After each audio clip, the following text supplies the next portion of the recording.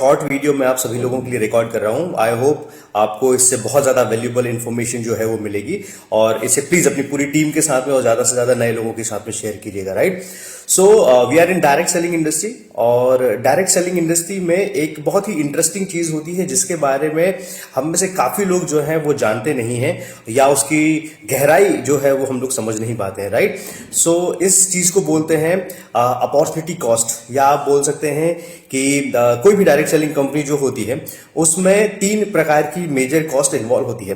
Number 1 is entry cost, number 2 is maintenance cost and number 3 is exit cost, right?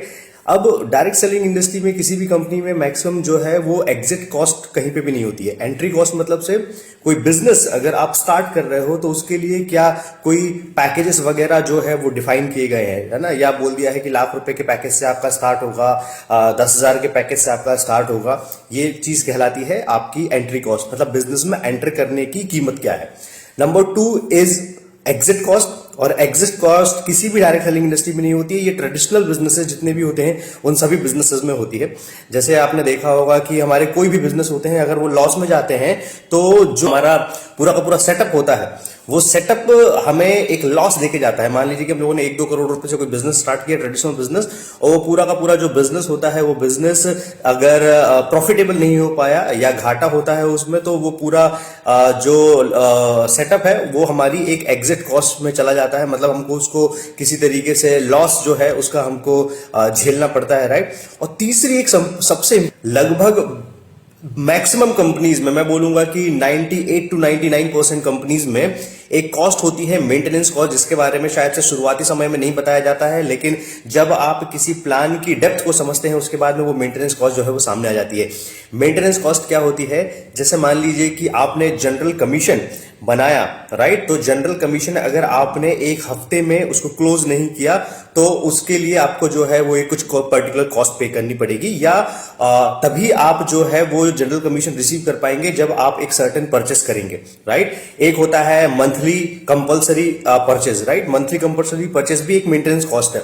Maintenance cost का मतलब हो गया है कि अगर आपने कोई महीने की एक पर्टिकुलर खरीदारी नहीं की तो आप जो है वो उस पर्टिकुलर बिजनेस के लिए क्वालिफाइड नहीं है, या आप वो उस बिजनेस को महीने में रन करने के लिए क्वालिफाइड नहीं है। इसके अलावा ऐसा होता है कि जैसे आपने कोई एक रैंक क्वालिफिकेशन निकाला है, जैसे हमारे यहाँ पे सेल्स मास्टर है, वैसे ही दूसरी डायरेक्ट सेलिंग कंपनियों में अलग अलग प्रकार की रैंक होती है। तो जैसे ही आप वो रैंक हिट करते हो तो वो रैंक मेंटेनेंस के लिए जो है वो एक पर्टिकुलर कॉस्ट आपको देनी पड़ती है। उसके बिना आपका वो मास्टरशिप का इनकम जो है वो नहीं निकल पाएगा।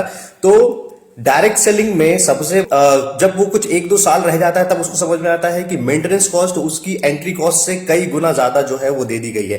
राइट, कंपलसरी परचेस के तौर पे, या आप बोल दीजिए कि रैंक मेंटेनेंस के तौर पे, जनरल कमीशन मैचिंग के तौर पे, अगर वीकली मैच नहीं किया तो वो फ्लश आउट हो जाएगा। ऐसी बहुत सारी टिपिकल कंडीशन होती है। तो इसलिए अगली बार अगर कोई भी व्यक्ति अगर आपसे बात करे तो इन 3 कॉस्ट के बारे में उससे जरूर पूछेगा, और आई होप उनको क्लैरिटी होगी। और एटमी में ये सारी चीजें बिल्कुल भी नहीं है, इसलिए हर एक व्यक्ति को जो है, हर एक डायरेक्ट सेलर को जो है वो एटमी करना चाहिए। तो आई होप ये वीडियो आपके लिए बेनिफिशियल रहा होगा, और इसी प्रकार के बहुत सारे छोटे छोटे वीडियोस में आपके लिए क्रिएट